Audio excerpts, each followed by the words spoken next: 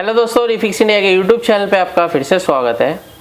तो दोस्तों, आज की वीडियो में बात करेंगे कि पैनासोनिक के कुछ सेट होते हैं जो कि डेड कंडीशन में आते हैं, तो उनको कैसे चेक करना होता है। दोस्तों, उसके अंदर क्या होता है कि अगर आप पैनासोनिक के मदरबोर्ड देखेंगे या पावर सप्लाई देखेंगे तो इस तरीके से अलग अलग पावर सप्लाई और मदरबोर्ड हमारे को देखने को मिलते हैं। लेकिन इसके अंदर होता क्या है कि इसके अंदर कनेक्टर पे लिखा नहीं होता कौन सा इसका PS ऑन है, कौन सा इसका स्टैंड बाई वोल्टेज की पिन है। तो यहाँ पे अगर आप देखेंगे तो कोई भी पिन डिस्क्रिप्शन इसके अंदर नहीं लिखा होता है। यहाँ पे आप ये देख सकते हैं पैनासोनिक की पावर सप्लाई है और अभी इसके अंदर जो दिक्कत है ये दोनों डेड कंडीशन में है मेरे पास, यानी कि मदरबोर्ड भी हमारा ऑन नहीं हो रहा है, यानी कि कोई भी इंडिकेटर नहीं है और पावर सप्लाई से कोई भी सप्लाई हमारी इसके अंदर नहीं बन रही है। तो अभी इसको किस तरीके से रिपेयर करना है इस वीडियो के अंदर मैं आपको स्टेप बाय स्टेप बताऊंगा। तो सबसे पहले मैं आपको इसका मॉडल नंबर मैं आपको दिखा देता हूं। तो यहाँ पे अगर आप देखेंगे तो जो मॉडल नंबर है TH40D S500D, तो ये इसका मॉडल नंबर है। और इसको अभी क्या करना है, सबसे पहले मैं आपको इसको पावर लगा के दिखाता हूँ। तो अगर हम इसके अंदर पावर लगाते हैं तो आप यहाँ पे देख सकते हैं, यहाँ पे इसका कोई भी इंडिकेटर नहीं है, यानी कि इंडिकेटर यहाँ पे नहीं आ रहा है। तो इसको कैसे चेक करना है, अभी सबसे पहले हम मल्टीमीटर को DC वोल्ट की रेंज पे सेट करेंगे और DC वोल्ट की रेंज पे सेट करने के बाद जब हम इसको चेक करेंगे तो यहाँ पे अगर आप देखेंगे हम इसको पावर सप्लाई से स्टार्ट करेंगे चेक करना।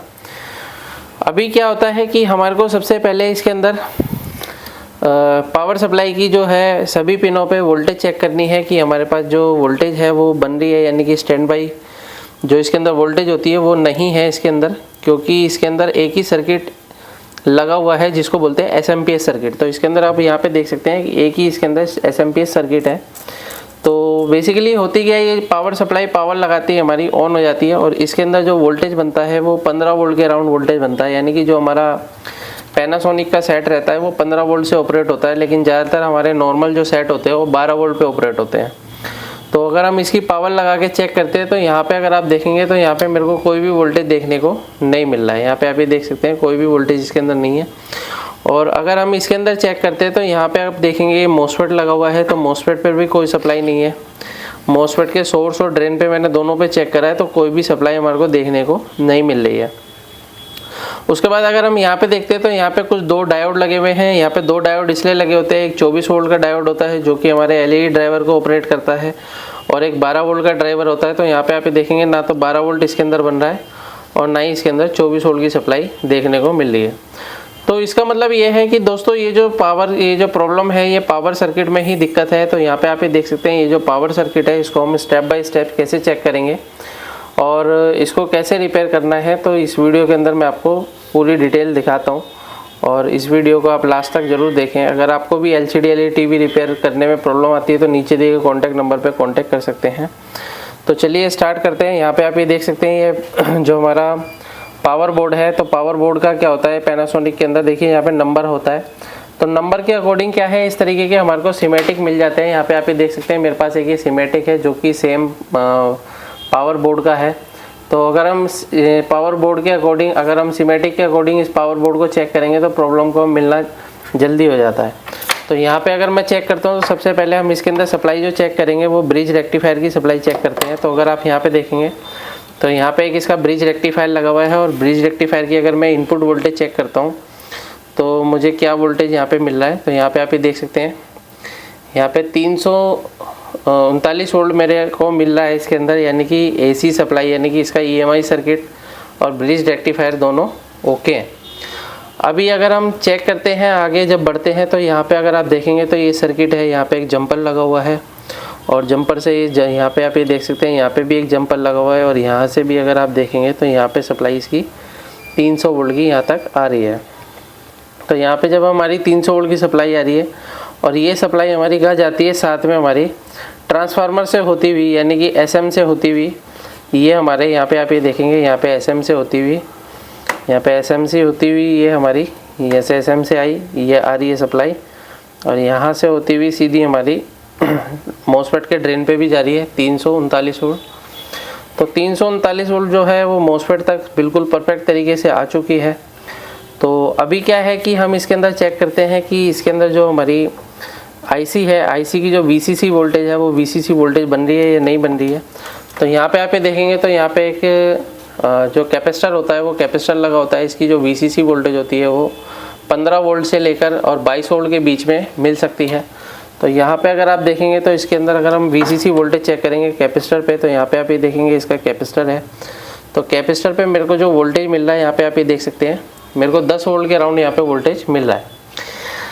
तो दोस्तों ये जो वोल्टेज है ये 10 वोल्ट के अराउंड इसलिए मिल रहा है क्योंकि ये जो हमारी PWM IC है वो काम कर रही है। अगर ये PWM IC काम नहीं करती तो ये हमारे को 10 वोल्ट की सप्लाई नहीं मिलती। तो अभी क्या है कि अगर इसके अंदर पंगा क्या है कि इसके अंदर हमारे को वोल्टेज जो चाहिए वो 15 वोल्ट से और 22 वोल्ट या 20 वोल्ट के बीच में हमारे को वोल्टेज यहाँ पे चाहिए, क्योंकि 10 वोल्ट पे ये हमारा जो सर्किट है वो काम नहीं करेगा। क्योंकि ये जो हमारी PWM IC लगी होती है, इस PWM IC को ऑन होने के लिए जो वोल्टेज चाहिए होता है वो 15 वोल्ट से 20-22 वोल्ट के बीच में हमें चाहिए, क्योंकि 10 वोल्ट पे PWM काम नहीं करेगी। अभी इस कंडीशन में हमारे को करना क्या है, सबसे पहले यहाँ पे आप ये देख सकते हैं, यहाँ पे एक हमारा एक MOSFET लगा हुआ है, जो कि MOSFET का ये ड्रेन है, ये सोर्स है और ये गेट है।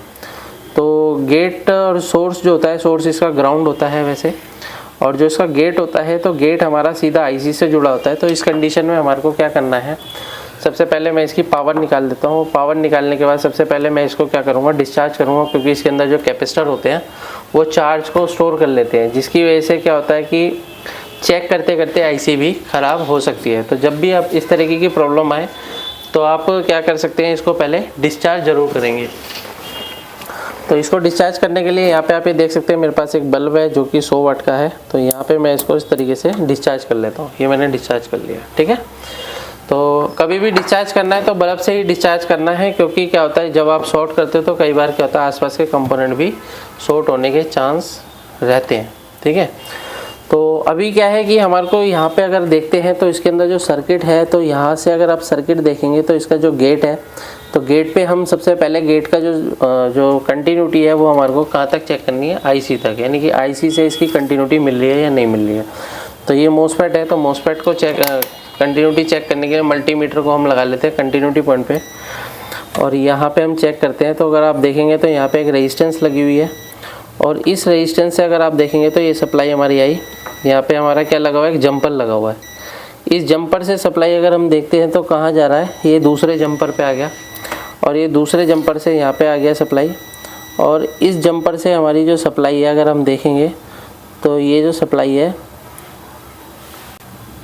तो अगर आप यहाँ पे देखेंगे तो इसका जो सर्किट है यहाँ से एक यहाँ पे एक रेजिस्टेंस लगी हुई है, और ये जो रेजिस्टेंस है इसको भी देख लेते हैं हम कितने ओम्स की रेजिस्टेंस हमारे यहाँ पे लगी हुई है। यहाँ पे ये 68 ओम की रेजिस्टेंस है, और इस रेजिस्टेंस से हमारी जो सप्लाई है यानी कि जो कनेक्शन है वो एक IC की पिन नंबर इस पिन से जुड़ा हुआ है। यहाँ पे जो पिन है हमारी 1 2 3 4 5 नंबर पिन से ये जुड़ा हुआ है, यानी 5 नंबर पिन से जो है ड्राइव बन रही है MOSFET के गेट पर। अभी क्या है कि यहाँ पे आप ये देख सकते हैं कुछ यहाँ पे शॉर्ट सर्किट भी हुआ है, तो यहाँ पे आप ये देख सकते हैं काफ़ी ब्लैक भी हुआ है। तो शॉर्ट सर्किट की वजह से क्या होता है, कई बार आसपास के कंपोनेंट भी इसके ख़राब हो जाते हैं। तो अगर मैं इसके अंदर देख पा रहा हूँ तो यहाँ पे अगर मैं आपको दिखाता हूँ तो यहाँ से जो ये हमारा कनेक्शन जा रहा है वो इस रेजिस्टेंस पे जा रहा है, और ये जो रेजिस्टेंस है वो कितने ओम्स का है, 68 ओम्स का है। और अगर हम यहाँ से चेक करते हैं तो ये हमारा जंपर लगा हुआ है, और इस जंपर से हम अगर यहाँ पे आते हैं तो यहाँ पे अगर आप देखेंगे तो ये सर्किट यहाँ पे आने के बाद मेरे को यहाँ पे कोई भी वैल्यू शो नहीं कर रहा है। तो यहाँ पे आप ये देख सकते हैं यहाँ पे कोई भी वैल्यू नहीं है। तो अगर मैंने सर्किट के अकॉर्डिंग इसको मैंने चेक करा है, तो सर्किट के अकॉर्डिंग मेरे को यहाँ पे जो रेजिस्टेंस मिलनी चाहिए वो 10 ओम की रेजिस्टेंस मिलनी चाहिए। जैसे कि आप यहाँ पे देख सकते हैं मेरे पास ये सर्किट है, तो सर्किट के अकॉर्डिंग हम इसको चेक करते हैं। तो यहाँ पे क्या है, इसका जो हमारे को मिल रहा है वहाँ पर 10 ओम की एक यहाँ पे रेजिस्टेंस होनी चाहिए, जो कि हमारे को यहाँ पे ओपन कंडीशन में मिल रहा है, यहाँ पे ओपन है। तो इसको क्या है, हम सबसे पहले रिप्लेस करेंगे, और रिप्लेस करने के बाद चेक करते हैं अगर हमारा ये सेट यहाँ पे अगर हमारा ये चल पड़ता है तो ठीक है, नहीं तो हमारी IC भी इसको चेंज करनी पड़ सकती है, क्योंकि कई बार क्या होता है इस तरीके के शॉर्ट होने से IC भी हमारी जल्दी ख़राब हो जाती है। तो चलिए देखते हैं इसको रिप्लेस करके, और रिप्लेस करने के बाद हमारे को कन्फर्मेशन मिलेगी कि भाई हमारा जो सेट है वो किस कंडीशन में है। ठीक है, तो यहाँ पे हम इसको रिप्लेस करेंगे।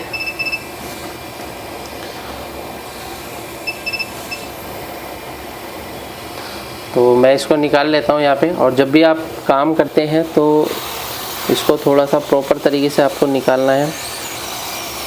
तो यहाँ पे क्या है, मेरे को यहाँ पे 10 ओम की रेजिस्टेंस ही लगानी पड़ेगी।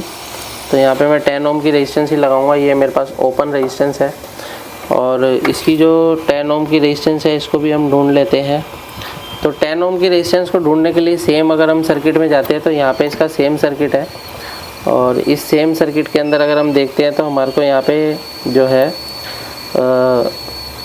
इसका मोसफेट कहाँ लगा हुआ है वो चीज़ हमारे को देखनी होगी।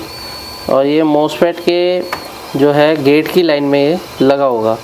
तो मोसफेट की गेट की लाइन में अगर हम देखते हैं तो इसके अंदर अगर हम सीधा करके देखेंगे तो हमारे को जो है ये रेजिस्टेंस है उसके आसपास ही मिलेगा। तो अगर आप यहाँ पे देखेंगे तो यहाँ पे भी इसका मोसफेट है, एक मोसफेट यहाँ पे है। तो इसकी अगर हम गेट की लाइन चेक करते हैं सीधा करके